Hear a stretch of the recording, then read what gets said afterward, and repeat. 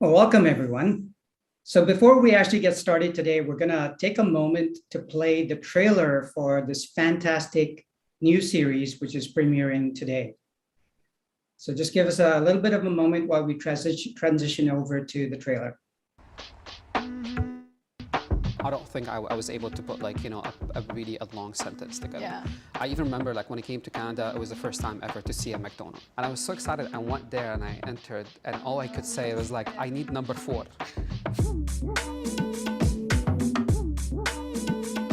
Such a failure. It was oh no, I made a bad decision. They were like, what's the role? I was like, merchant success manager. And all my parents heard was manager.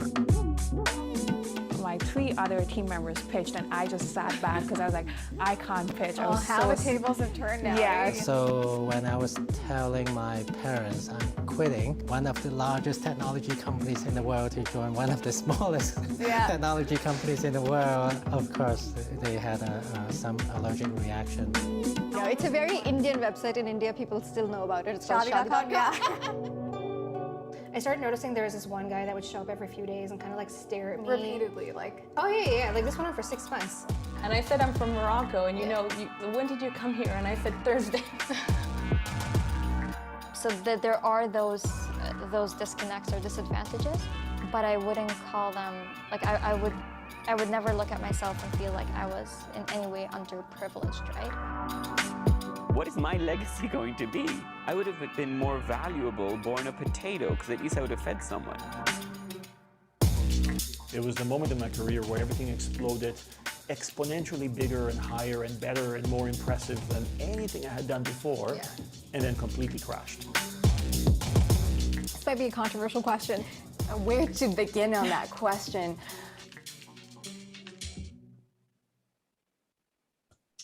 What a great trailer. And I love that background beat. It's gonna stay stuck in my head for the rest of this episode. So hello and welcome to this special launch of season 1 of Newcomer Rise Up. It's a limited 12-episode series profiling Canada's immigrants and refugees, owning their unique skills and experiences, identity and personal power to build inclusive communities and thrive. I'm your host, Daryl Pinto, and this series is being hosted on New Canadians TV, an information network for newcomers and would-be immigrants to Canada. You can visit their website, newcanadians.tv, or their YouTube channel, where this session is currently being live streamed. To the audience members, thank you for joining us. There will be a special announcement for those who stay until the very end. And I want to remind you that this is a live and interactive event. And I encourage you to type your questions or comments via the Q&A tab on Zoom or the live chat box if you're watching on YouTube. So let's get started. I am so excited to welcome our 4 amazing panelists. Trishala Pillai, creator of the Newcomer Rise Up series, Nohela Shalkawi, founder and CEO, Scale Without Borders, Andreas Souvaliotis, founder of Carrot Rewards and best-selling author of Misfit, and Risu, co-founder and chief clinical officer at MedMe Health. So welcome to the 4 of you, and why don't we get things started off by having each of you tell us which country you immigrated to Canada from and describe briefly what you do. And Trishala, why don't you start us off? Happily so. Thank you so much, Daryl, for playing the trailer and the intro. I'm going to take a big, deep breath because today is a really big day for me. So my name is Trishala. I'm the creator of Newcomer Rise Up. I am Indian by origin, although I was born and raised in the Middle East, but I still really associate with Indian culture. I actually didn't immigrate to Canada. I came as an international student, so I never had the intention, or I didn't think I would stay as long as I did. I think Nuhela and I share that in common. And so I did my undergrad from the University of Waterloo in economics, worked at a couple of technology companies in Canada in primarily business and product commercialization roles. Currently, I'm in beautiful gray Pittsburgh today. I'm doing my graduate degree at Carnegie Mellon. And on the side, continuing to sort of build Newcomer Rise Up. So I'm really thrilled to be here and I'm excited for the conversation. Fantastic. Thank you, Trishala. Nohela, over to you, because you have a very similar start, I guess, from what Trishala shared. Yes, thank you so much for this amazing panel. So my name is Nuhela, and I came from Morocco when I was 17 years old, also as an international student, also not thinking that I would move really and immigrate, but 12 years later, I am still here in Canada, and describe what I do. So Scale Without Borders, I launched it a few years into my tech career. I was 26 actually when I became founder and CEO of Scale Without Borders. And it was really inspired by my own journey being an immigrant in tech. And today it is a go-to platform to help immigrants in tech access resources they need to succeed in tech. Fantastic. And if I got it right in the commercial, you came to Canada on Thursday? Yes, that's correct. Thank you. Andreas, what about you? I think she came to Canada on a Thursday, but I'm not sure it was this last Thursday. So I actually immigrated to Canada in the last century. In fact, deep in the last century. I moved to Canada 40 years ago from Greece. I did not move as a student. I literally immigrated, but the first thing I did was go to university. So I kind of had the same journey as the last two speakers, because when your life begins in school in Canada, you kind of get a very different perspective in this country. But yes, I moved from Greece. I ran a bunch of businesses until a couple of years ago. I am now retired, and I spend my time mentoring others, serving on a bunch of nonprofit boards, doing a lot of speaking, as you can see, and a lot of writing. Amazing. And where in the world are you today, Andreas? And I'm not supposed to tell you, but I'm actually on vacation right now in Palm Springs, California. All right, I'm jealous anyways, even though you're not supposed to. And Ree, how about yourself? Well, I am probably the one on the panel that immigrated here, the youngest. I came to Canada from China when I was 6 years old, but it was not of my own volition because I had to leave all of my friends and family. It was a decision made by my parents, but very grateful to be here and kind of having had all the opportunities I've had so far. My background is in pharmacy, so I'm actually a pharmacist by trade. Went to the University of Waterloo, and it was really there where I got exposed to the startup ecosystem and was inspired to leverage some of those ways of thinking to kind of start my own business, which ended up being in pharmacy technology. And so what we do here at MedMe Health is we provide software for community pharmacies, whether it's your mom and pop pharmacy down the street or a bigger enterprise pharmacy, to be able to provide services like getting your COVID vaccine or prescribing medications, or even being able to help manage diabetes or high blood pressure by the pharmacist. And we've done a lot of work in helping get vaccines into Canadians' arms over the last 2 years. And we're continuing on that work to increase more essential healthcare services within pharmacies. And it's a pleasure to be here today. Fantastic. So Trishala, we have only 3 out of the 12 entrepreneurs you've profiled as part of your series, but can you take us back to the beginning? What was your motivation for wanting to create this series?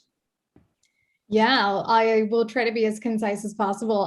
So I actually, over the past 6 or 7 years now, I've done a lot of public speaking, moderating panels, and I've always found interviewing and being the moderator like such an amazing, incredible role to take, because I love asking interesting people a bunch of questions about their lives, especially the deeper questions that go beyond, what you might read online. And so that is really where the basic motivation began. I knew that I wanted to create a series that had interviewing be a big part of it, to really understand people's stories. And then I think over the years, simultaneously, a bunch of sort of experiences were brewing. Over the past decade in Canada, I've experienced things, I've learned things, I've observed things around me, and some things have really stayed with me. To be specific, I think that I've been a part of a lot of inclusion and community initiatives and efforts, both on the for-profit and nonprofit side. And sometimes I found it deeply upsetting how some of these organizations and functions that are designed to support underrepresented communities can at times, knowingly, unknowingly fail them.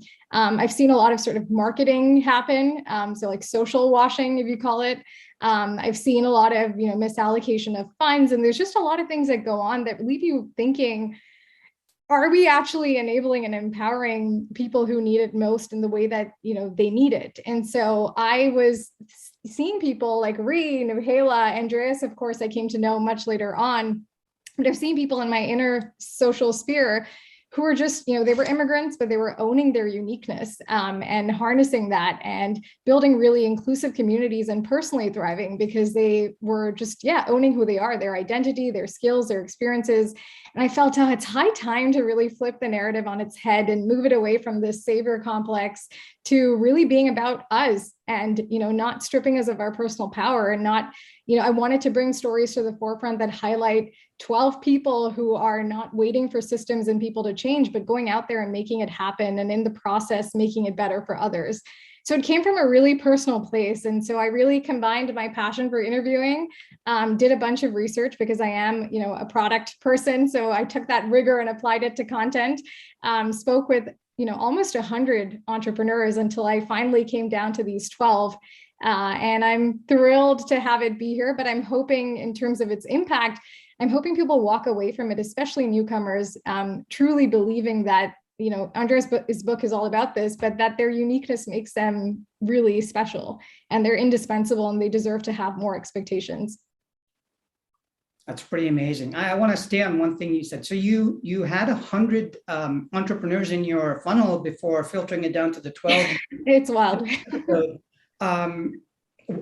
tell me how that decision process worked. Yeah, I'm glad you asked because, I'll preface this by saying I have no background in media, journalism, or entertainment. So I'm not formally trained by any means, but what I was particular about is that I wanted a good balance of people who are well-known. And I'm so grateful. I have people like Andreas and Alan from Wattpad, who are really well-known. They've done incredible things. They have decades of experience, but I wanted to balance that out really nicely with newer faces. People like Ree and Nuhela and many others who are doing incredible work, but we haven't seen their personal journeys unfold yet. And so I thought, okay, this is great. Let me have that good balance. And so that's one of the lenses that I looked at. I also looked at different industries. I wanted people like Ree in pharma, nonprofits, technology companies. I wanted that representation in terms of discipline and domains. I looked at other, markers for diversity of thought as well. But overall, I think it really came down to those top two criterias. And so a lot of the people who, just by virtue of time and resources, we couldn't get them into season 1. They're definitely on my mind for season 2 and hopefully future seasons. I'm going to press you on this, right? So I know time and resources is a constraint. You had to cut it off at 12 episodes. But if you did have the luxury of having a 13th episode, is there one of those 100 that didn't make the cut you would love to have sort of included? Yeah, I'm a huge fan of manifestations and putting my intention out there. So yes, there is a 13th guest that I was really eyeing for. So Tariq Haddad, he's the founder and CEO of Peace by Chocolate. Everyone was actually messaging me. They were like, you have to get Tariq on the show. Unfortunately, we were filming during COVID times in Toronto. I wasn't able to go to Halifax and meet him in person, but I think for season 3, there's such a phenomenal story there. It's a story of family, resilience, grit, and truly bringing a uniqueness, which in his case is his family's chocolate factory, to Canada. So I would love to interview him, and I'm hoping you'll all see him soon. Look forward to that, Trishala. Andreas, so you said you came to Canada a century ago. A bit of an exaggeration, I'm sure, but what inspired you to move to Canada? And what do you feel is the biggest cultural difference between Greece and Canadian life? So it wasn't, I didn't say it was a century ago, but it was in the last century, and that's extremely accurate. So my inspiration came from the fact that, especially in the last century, some of the more monochromatic cultures, like the one I grew up in, Greece is one of the whitest countries in the world, where everybody is Greek, everybody is Christian, everybody is supposedly heterosexual, and so on and so on. That kind of uniformity was something that wasn't working for me. I was born different. So I had all kinds of bizarre tendencies, which eventually were explained when I was diagnosed as an adult with being on the autism spectrum. I was gay in an extremely homophobic Southern European country.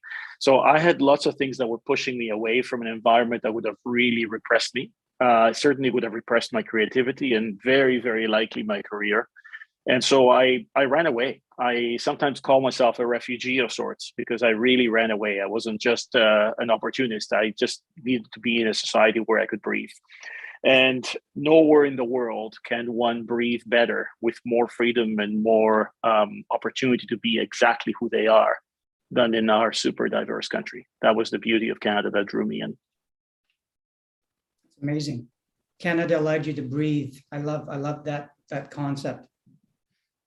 Now you came at a very young age, so it was your parents' decision to immigrate to Canada, but if you've had a chance to ever ask them, like what was their motivation to come to Canada? Yeah, it's funny you ask, because my husband and I kind of sat down with them a couple of weeks ago and had this exact conversation. And we were very curious to learn, what really drove you, because my mother herself, she decided that when I was 3 years old that she was going to do this. And so she left China to come to Canada with no grasp of the language, and knowing no one in Canada, but just having this kind of belief that coming here will help open up the worldview and opportunities for our family. And so I just imagine now, as I look forward to becoming a mother, being like leaving your child who's only 3 years old with this like fundamental and inevitable belief, that takes a lot. And for them, they just had a very simple answer to me that it was inevitable, that they wanted to expand the worldview and they just needed to go somewhere different. And it was as simple as that, even though they had no idea, what kinds of challenges would come up in that experience. They decided to jump into that uncertainty, and here I am today. That's great. And Nahila, you said you came as an international student. So was that, I guess, the primary motivation to come to Canada, was study? Yes, that was my excuse to get away from home. It worked. And while I was at it, I did pursue university studies in Toronto, correct. And what's the biggest cultural difference between Morocco and Canada from your vantage point? I think it's a series of different things rather than one big thing, right? That makes it a big cultural difference. So for me, it would be in Morocco, I think, well, in Canada, people are a lot more individualistic as a society. So it's more as an individual, but in Morocco, it's more of community. It's like you don't do something without the whole village coming along with you. And there's pros and cons to each one of them, right? Of course. And then I think the other thing, obviously, is also there's a lot more freedoms in Canada, a lot more, equality. There's a lot of work to be done in Canada in terms of barriers. But that's, it's nice to have a little bit more freedom. And then when you come back to Morocco, there's a bit of a reverse culture shock sometimes. I think those are the biggest things that I would say are a big cultural difference. And Trishala, you have a number of places you could identify with from a root country, but if you compare, where in the Middle East you identify with, and India to Canada, what is the biggest difference? I think for me, if I compare to the Middle East and to India, I would say I definitely resonate with what Nahila said. It's definitely more individualistic than what I've been used to. But I think the bigger thing for me is I feel like young people are taken really seriously in North America for the most part, or maybe I'll say more seriously, because I grew up in a culture where if you're younger, you don't necessarily, articulate your opinion with as much confidence. You take the back seat, you let the elders do elder people, do the talking. We're seen as more idealistic and, more immature. I was so pleasantly surprised that at the age of 17 and 18, when I moved here, I was able to do such incredible things. And it sometimes shocked me that people, my mentors and sponsors were putting me in front of the Lieutenant Governor of Ontario, the Minister of, Small Business and Tourism. And I'm sitting here thinking, oh my God, would this ever happen in any other country? I'm not sure if I would have had access to that in India or in the Middle East. But that's something I'm very grateful for. And I think it helped me really accelerate everything, my learning. Right. Thank you. Nohila, I want to come to you with this question because your startup, Scale Without Borders, really helps newcomer tech entrepreneurs. So from your vantage point, is there any systemic gaps in our Canadian system when it comes to newcomer entrepreneurs? Do they face any different challenges than Canadian entrepreneurs? It's a tough business to begin with, but is there any differences that you see from your vantage point? Yes, absolutely. And by the way, when we launched, as you know, Scale Without Borders in 2019, we started off as newcomer tech entrepreneurs, but over the years, we've expanded to encompass all newcomer tech talent. So our focus is also a lot more so on tech jobs, but and tech jobs for immigrants. But absolutely, there's yes, that's the reason why I even started Scale Without Borders. I would say a couple of things are really important.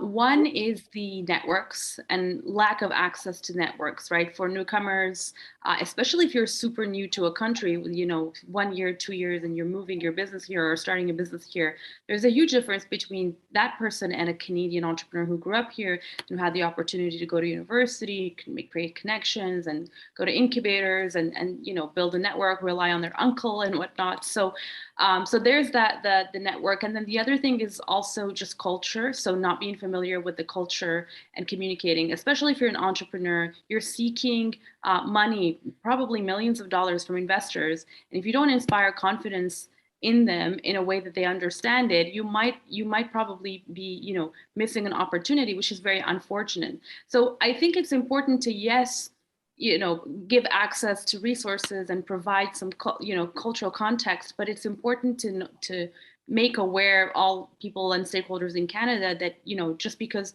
newcomer entrepreneurs don't speak a specific way you want them to or communicate, it doesn't mean that they're not worthy, their business is not worthy of an investment and of more resources. So that's another one. And then of course, the final one is navigating the tech ecosystem, not knowing where to go when you need, or where to go for incubators, where to go for funding, those kind of things. So it's really a host of things that really amplify the barriers for newcomer entrepreneurs as opposed to Canadian entrepreneurs. Andreas, I was gonna flip a question to you, but why don't you go? I'd love to comment actually, because I have to say something that connects the answers you just got from both Trishala and Nohila. And my comment is this: Canada has become such an immigrant nation over time. We've become so enriched by having so many of us in this country, in this society, that are from somewhere else.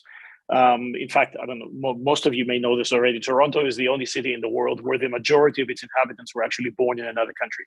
So it just gives you an idea of how pervasive immigration has become as an element of our society and our social behavior, that we've actually reached a point now where we are naturally, all of us are naturally curious about the next person. We're curious to ask the questions you're just asking of us, because we all want to know, how was it in Morocco for Nohila, or how was it in India for Trishala? And this curiosity that's become part of our Canadian DNA actually becomes the opposite of a barrier when it comes to entrepreneurs. The fact that we are so curious means that we're actually very open to new ideas by new and different people. We're not afraid of the fact that somebody is from somewhere else and speaks with a strong accent and maybe doesn't know how to bank in Canada yet. Those things actually, instead of becoming turnoffs and barriers, they become sort of positive curiosity drivers. And so it's actually a beautiful thing about our society, which again, isn't just about cultural curiosity, but also becomes about entrepreneurial curiosity as well. Yeah, that's a brilliant observation, Andreas. So I, like you, came to Canada last century. So did you see change in terms of that diversity evolve, and sort of, the newcomer entrepreneur today is in a very different context than a newcomer entrepreneur back in 1980. Have you seen that evolution evolve? Absolutely. 40 years ago, Canada was nowhere near as diverse as it is today. It still had lots of sort of founding cultures elements in it, prevailing throughout it. 40 years ago, immigration was more about something that we need and something that we should be good enough to support. Whereas today, like I said, it's become an absolute element of our DNA, and it drives a whole bunch of curiosity. So I would say we are much keener on immigrants today. There are fewer barriers. The superficial things like language have become less significant. Language and accents and things like this. You know, I remember when I moved to Canada, I was trying so hard not to sound like an immigrant because I was terrified of how an accent would actually become a handicap. Today, nobody cares. Nobody cares. In fact, if anything, I think accents have become a sexy thing in our society now. People are even more interesting if they speak with an accent. So it's such a beautiful transformation that we've been through over the last 4 decades. Trishala, I want to come back to you, but I also want to remind the audience that we are live. So if you want to type in any question or comment into the chat box, happy to punt it over to the panelists. So Trishala, because you've done research with 100 entrepreneurs and you've selected 12 for these episodes, what's your vantage point on this question, which is, you know, what are the challenges today faced by newcomer entrepreneurs? Any different than Canadian entrepreneurs? Are they the same? Yeah, I think in a lot of the people that I spoke with, it was actually the more trivial things that seemed like the more frustrating to these entrepreneurs. And when I say trivial, it's things like, how do I file business taxes? And like, there's an initial steep learning curve of these, you know, things that you're sort of expected to know, but if you don't have a trusted person or someone in your, you know, circle that you can go to, it feels like a massive barrier. So I think there was little things like that. I was hearing a lot of funny stories. I won't go into too much detail about just like the process of setting it up and the logistics of running a business. And I feel like that would be different in any country, but it's interesting to see how, you know, different people perceive that. For me, I think it's also something I heard in a few of the entrepreneurs I connected with was around the product development process itself, in that, you know, sometimes, as Andreas was saying, we have these like really multicultural communities and people are building products and services for people who live in that diaspora, right? Maybe they're Indian Canadians, maybe they're Arab Canadians. But when you build a product or service that is for that market, it's often considered niche. So I was hearing things like that, you know, being told, actually episode, I forget the number, but Richa Gupta, the CEO of Good Food for Good, she's got a organic sauces business and she makes, you know, right from your ketchup to butter chicken, a range of different sauces that are essentially made out of dates instead of sugar. And she often, you'll hear this in the episode as well, there are things that she comments on tied to just like being told, you know, why don't you make more masalas and, you know, Indian sauces for the Indian market? And then others telling her, no, you should expand, you should make your product for everyone. Why are you focused on this particular diaspora? So I think that can be really confusing to navigate, because when you identify with other cultures, you want to build for everyone, but how do you, you know, apply that to your business context? I think it's an interesting and probably even a new challenge, given how multicultural and small the world is today. So on that note, Ree, I wanna punt an impossible question to you, which is, you know, if your parents didn't move to Canada and had stayed in China, what do you imagine your life would be like today?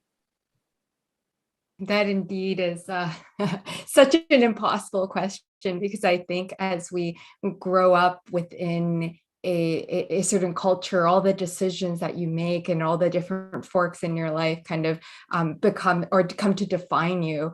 What I think about is kind of the thought of, you know, collectivism versus individualism, because I experienced that to a degree here with my family, but because the majority of my extended family, all my uncles, aunts, grandparents, cousins, they are all still in China.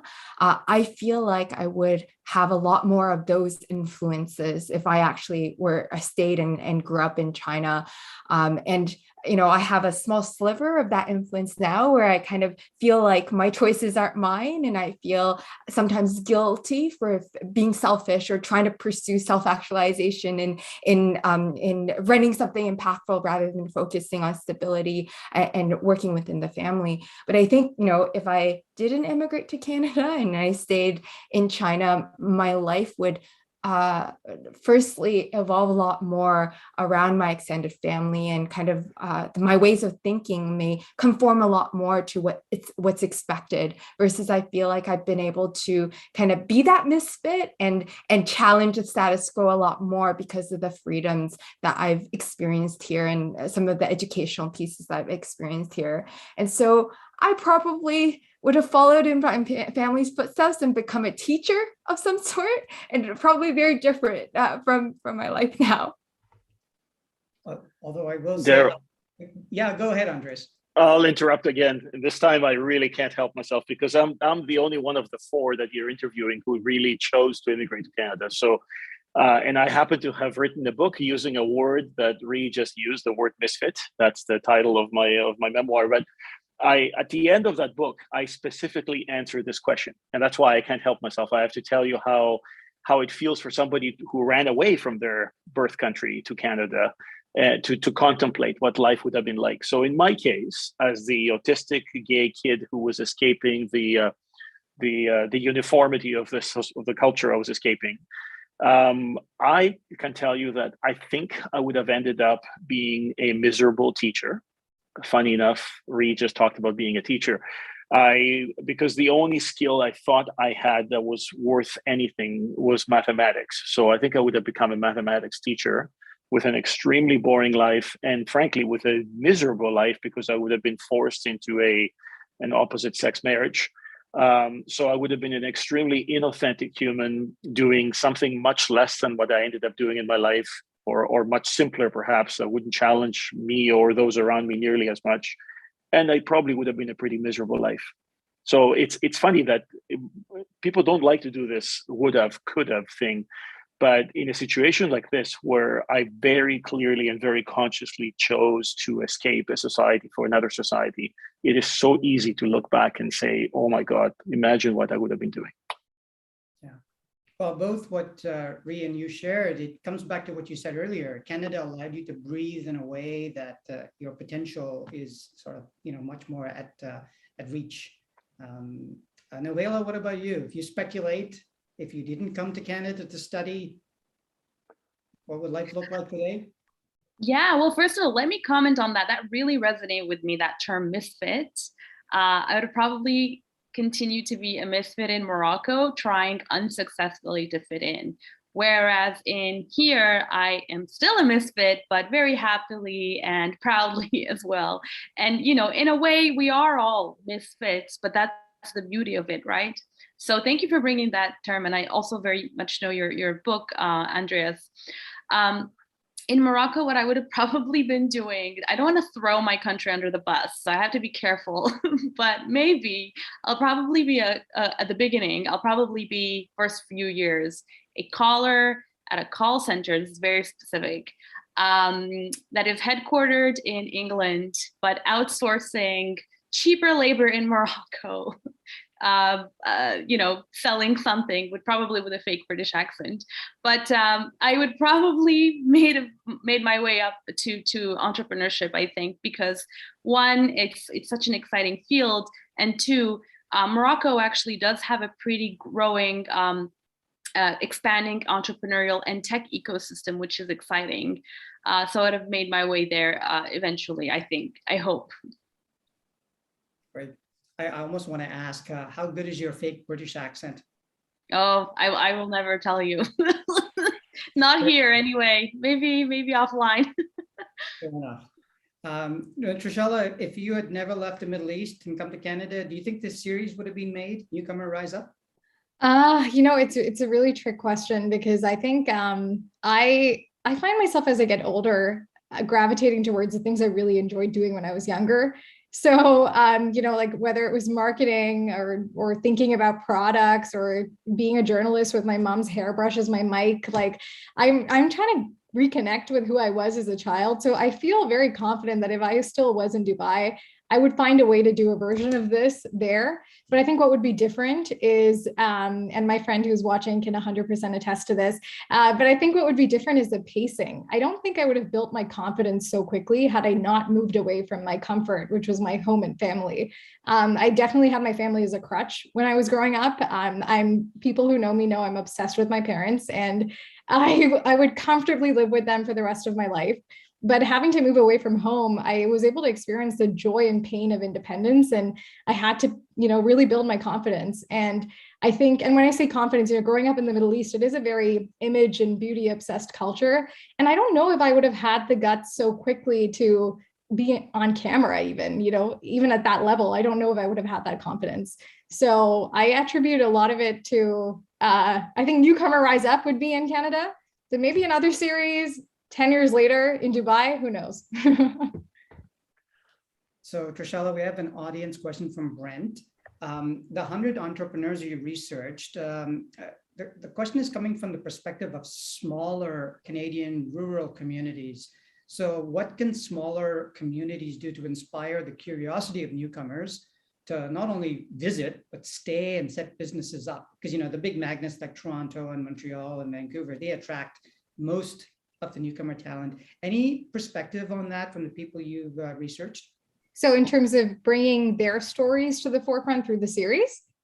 Not so much the stories, but the attracting newcomer immigrants to those smaller communities. Yeah, it's actually funny. A lot of the individuals I spoke with, many of them are in smaller communities. The reason why we weren't able to get them in the series was actually because of COVID and, all of that. But I share that to say that there are a lot of interesting businesses that are being grown in these smaller cities, especially now that we're remote and we're all digitally connected. It doesn't matter where you are anymore. Ree can build her business from London. Someone else can build it from another city. So I think, I hope to have more of those role models surface in future seasons. But I think in terms of attracting, I don't know, it's very hard to comment on this because choosing a place to live is such a deeply personal reason. And I think a lot of this is also systemic. What are the resources people can find in smaller communities when it comes to funding or networks or, a lot of it, I think it's a really big question. I'd love to have Newhala or Andreas, because I know you also lived in a much smaller city, Andreas, when you moved to Canada. Perhaps they are better suited to comment on this. Do you want us to? Yeah, please go ahead. We have funny stories. So I'm the boy who went from a city of 4 million in Europe to a town of 40,000 in the middle of the prairies. And it was very interesting. First of all, I called it sort of a real baptism into Canada in record time, because you're going into a very, very sort of backwoods Canadian, very typically Canadian town, right? So you have to learn a whole bunch of stuff that maybe you wouldn't have learned as quickly if you lived in a very diverse big city in Canada. But it was also very entertaining because this large to small city culture shock can create so many comedic events. It can be such you can almost embarrass yourself when you don't have the experience. I was a big city boy who assumed that I would just be a tiny little fish in a giant bowl, and all of a sudden the exact opposite happens, right? I show up in this tiny little prairie town with my Greek accent and my crazy stories from another side of the world and with my big afro hair, and the whole town knows who I am. You lose your privacy, and something I wasn't expecting to see happen. They still talk about me 40 years later in that little town. So it can be very disorienting for you and extremely disorienting for those who are used to the calm of a small Canadian town. It was fun. Rhea, I know in China, any city under 5 million population, they don't even count as a city, right? So do you know if when your parents came from China, was it a big city or a small town? And when they came to Toronto, did they have this sort of experience that Andreas just talked about, which is it's all relative, right? You just feel like, wow, this is huge territory compared to the crushed population in a large Chinese city. Yeah, so my parents came from a city called Tianjin, so it's about an hour a car ride from Beijing. So it's still relatively considered like a bigger city when you compare it to the more massive cities like Beijing or Shanghai and etc. But I think in terms of infrastructure, even access to large greenery, that was really more of the shock for them, to see so much space and to see to be able to see also like kind of massive blue skies and massive parks, and that's not something that they were very familiar with. But I think when we go back, we also now have almost a reverse shock where, because developments have come up so quickly, they don't recognize kind of where they grew up anymore, because it has changed so massively. So there's kind of this divot and change in terms of where they were from, where they came to, and then going back and seeing how that's massively changed as well. Noela, I'm going to start with you with this next audience question from Danielle. Danielle wants to know is, what are some of the ways that non-newcomers, so Canadians can support newcomer entrepreneurs? I have some obvious answers floating around my head, but given your experience at Scale Without Borders, any take on that question? Yeah. If you're an investor, make a concerted effort to hear out newcomer pitches, but also in general, so pitching, but in general, make an effort to really diversify your portfolio and seeking out underrepresented communities. They're underrepresented for a reason. So really going out of your comfort zone. Buying from immigrant-owned businesses is a great way to do that, and really helping out, unlocking networks, making introductions is a big one. I think that would be really, really helpful. Yeah, I think those are my top three. Okay, and Andreas, and the successful businesses you've had since you've come to Canada, have Canadian entrepreneurs factored into some of that success in terms of lending a hand, or was it strictly something you had to carve out on your own? The only reason I'm struggling to answer this question, Daryl, is because I never even imagined that there was a dividing line between, Canadian-born entrepreneurs and immigrant entrepreneurs. That's the beauty of our country, right? We're all entrepreneurs. One assumes, it's interesting, what's the most common question that Canadians ask each other when they meet a new person at a bar? Where are you from? Right? We all, that's the most quintessential Canadian question. And I think that tells you so much about how it no longer makes a difference, right? We're assuming that you're from somewhere else. We are assuming that we may have a role to play in supporting you in your entrepreneurial journey. I think what Mihaela just talked about, which is connections and introductions, is extremely, extremely important, but it almost happens organically now. People's curiosity translates into offers of help or offers of connectivity. And so throughout my journey, I never felt disadvantaged as a foreign-born entrepreneur or unfairly advantaged. I just felt Canadian, and that's so beautiful. Trishala, every journey of success is usually shaped by influential mentors. And I know you probably have a few, but I'm going to press you on, one. Is there one mentor who really stands out in terms of the success you've had so far? And you've still got a long way to go, but who stands out and what impact have they had on you?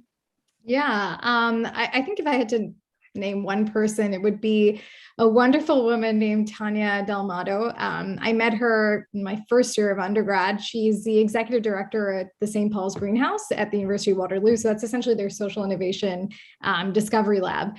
And I think Tanya has been honestly an older guiding parental figure in my life, professionally and personally. I think she's really the one who taught me about social entrepreneurship and how I don't have to pick and choose between profit and purpose. I can combine both and be, wildly successful if I want to doing that. And that was a thought that I didn't really have in my mind prior to meeting her in 2013. And since then, I think, you talk a lot about mentorship and sponsorship, and I think the latter has been so transformational for me. And that's been through Tanya. She's never been afraid of putting me in front of people in very senior positions, even if I was nervous or she somewhere in her mind felt nervous about, okay, how is this interaction going to pan out?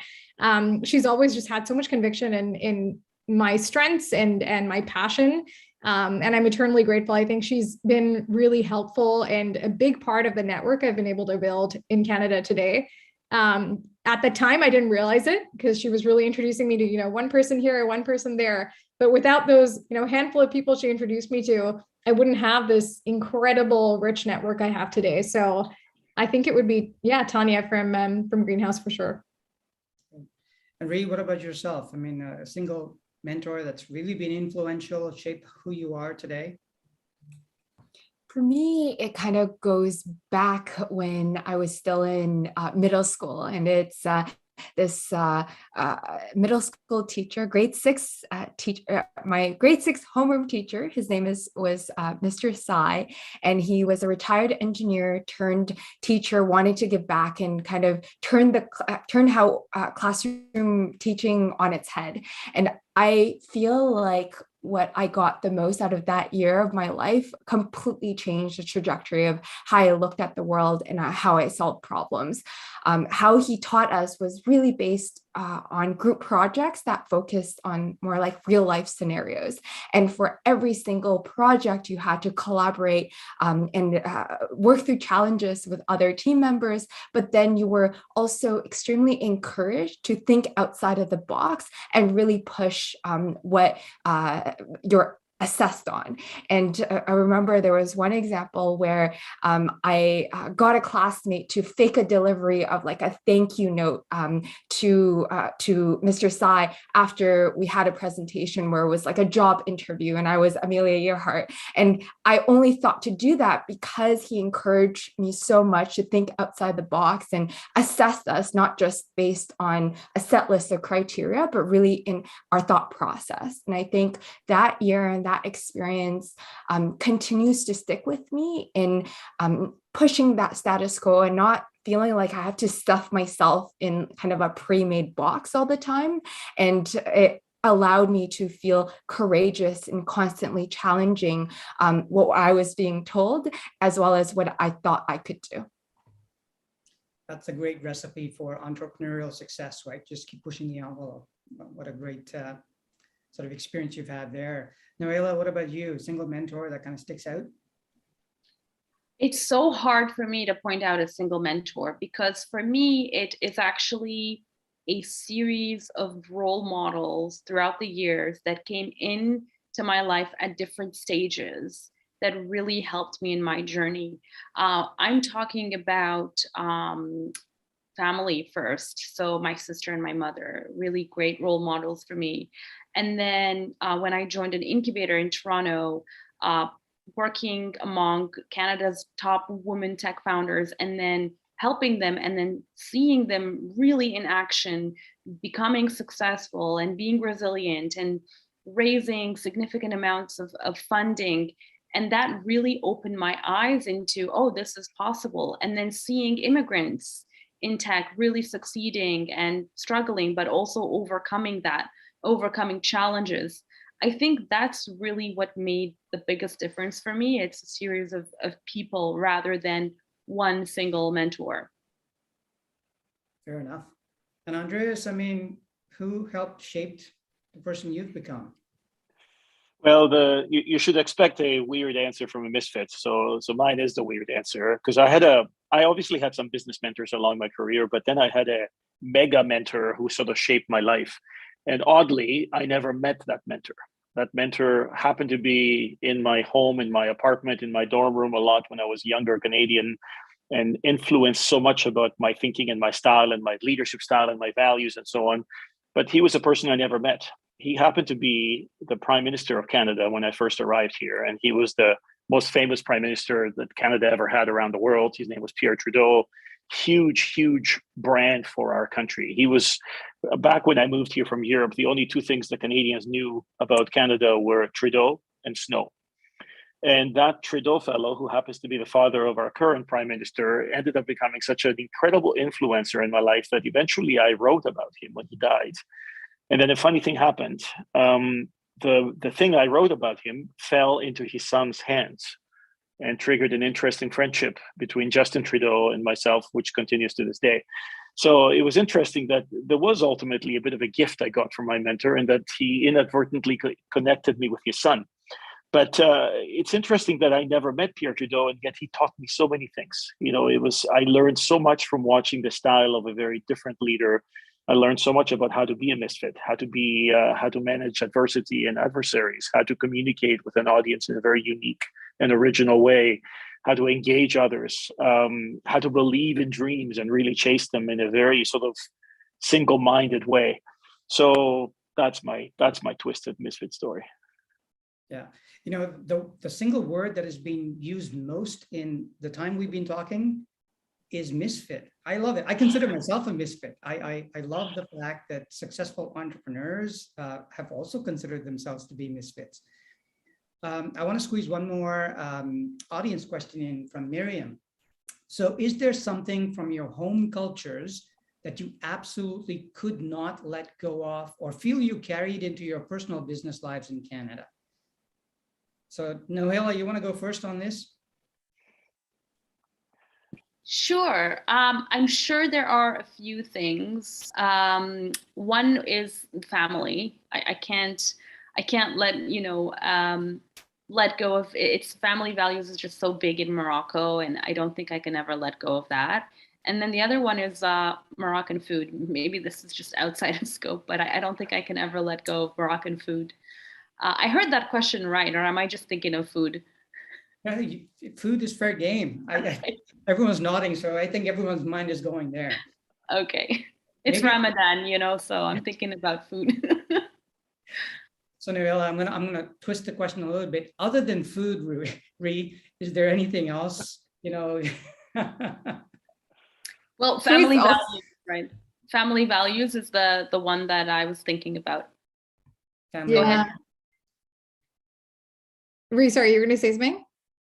No, I was just saying food's top of the mind for me when I think about that, because I feel like it's so much in collection with culture and how you share things with family and how you pass things down and how do you recreate the same flavors to remind, your friends or family about your taste of childhood, and how do you kind of share that with others is something that I feel like uniquely identifies me and continues to be at least one thing I can control to continue feeling like I'm still Chinese while I'm Canadian as well. Mm-hmm. Yeah, that's a much more eloquent way to put it. Thank you, Ree. Yes. I think for me, I was thinking, I don't know if others can relate to this, but I was thinking for me, it's probably the warmth of Indian culture, in that I grew up in a culture where everyone is, for better or worse, always in your business. And you're very, you feel like and love everyone, even if you don't know them. And I think that I've brought a lot of that culture with me slightly to my work life, in that I like to know the people I work with. I want to make them feel like I care about them, and I want them to know that I'm we're in it together. But in my personal life as well, I'm that person who likes to invite everyone to the party. So everyone come sit in my home, let's have food and drink. And so I think that's an aspect of my Indian culture that I've definitely brought with me. And I've had to learn to balance that slightly, because it's different. Sensitivities are different here, and not everyone wants, that level of closeness.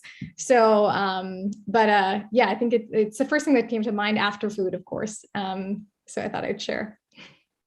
So let me bring it back to food, because when I was growing up, I read a business light book that was called Never Eat Alone, that some of you may have heard of. It's a fantastic book about the power of networking. And I actually, coming from Greece, which as I'm sure you all know is kind of the land of, partying and staying up late and eating all the time, and, a lot of kind of social consumption of food and alcohol. Coming from that intense culture, I realized very quickly that as in the businesses that I ran, I was connecting best with my colleagues and my employees through food. So food wasn't just about my Greek food. Food was about a meeting. It was about a connection. And I really became kind of the walking example of that Never Eat Alone book. I would just find any opportunity to run out of the office and go to lunch with one of my colleagues or a client or a supporter of the business, or go to dinner with somebody. And when the more intensely I was working at something, the more weight I would gain. because it was all about connecting over food. We would feed our employees. We became Google long before Google because we would always feed our employees food. They knew that food was part of our company's cultures. So I think I credit that partly on the book and partly on my Greek heritage. That's fantastic. So for any budding entrepreneurs in the audience, that's the secret. Feed your employees. The more diversity of food, the better, right?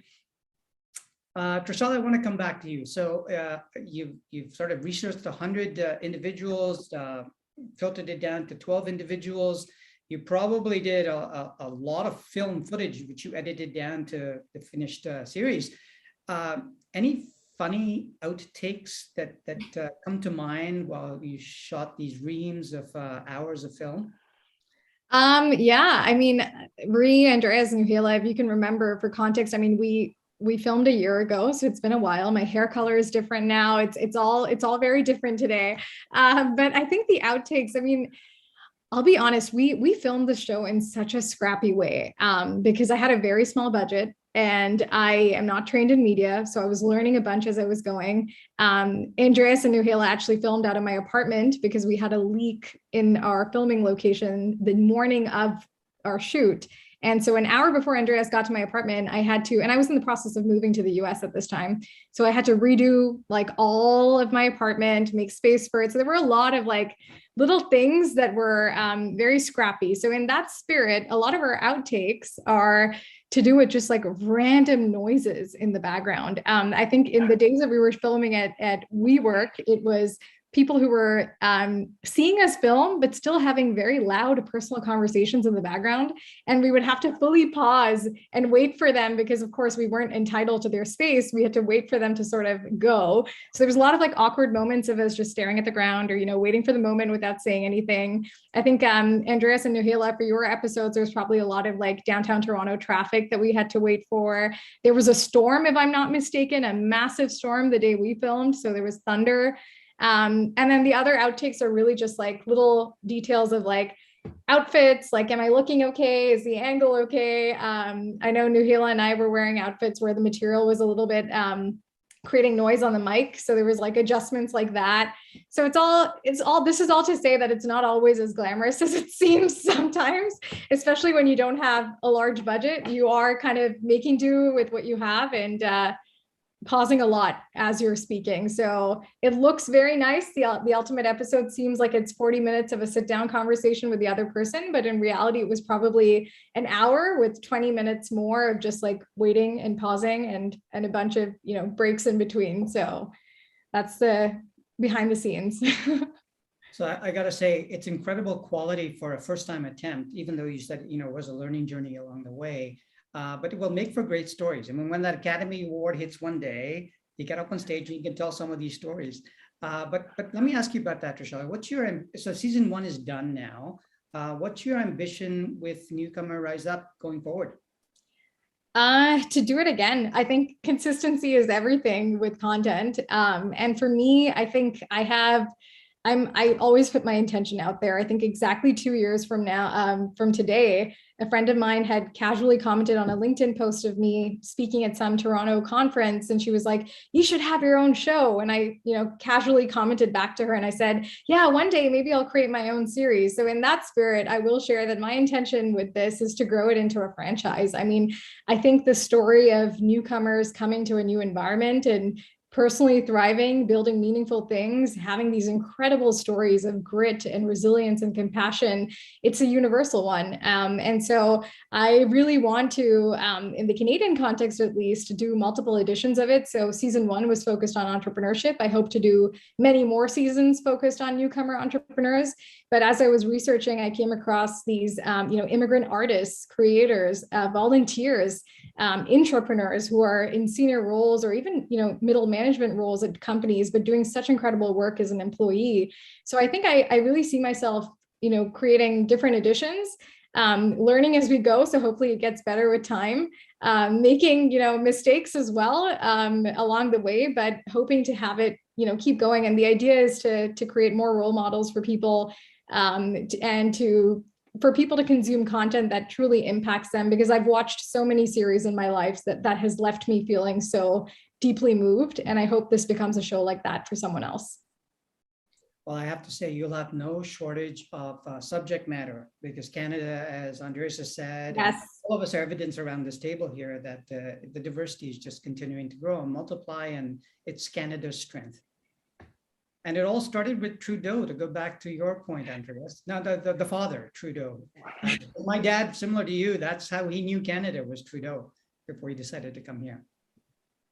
So I couldn't get to all the audience questions because we're running out of time. So I will say to the audience, though, if this hasn't whet your appetite, or if you, like me, you just want to hear more of that upbeat background music in the trailer that you heard, stay tuned to this platform to watch each of the 13 episodes that are going to be released weekly.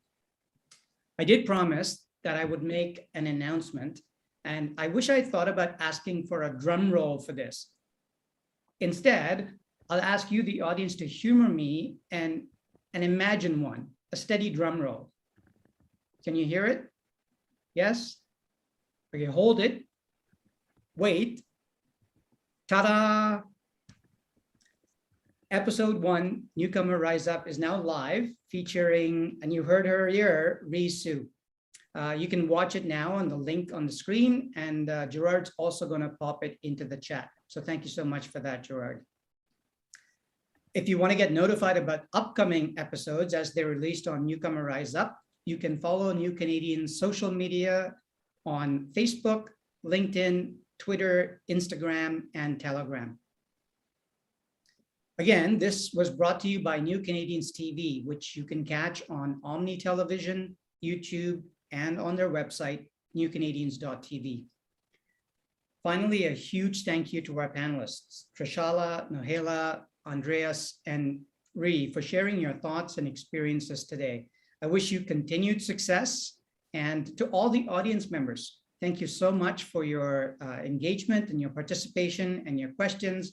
And I'm really sorry we ran out of time. I couldn't get to every one of those.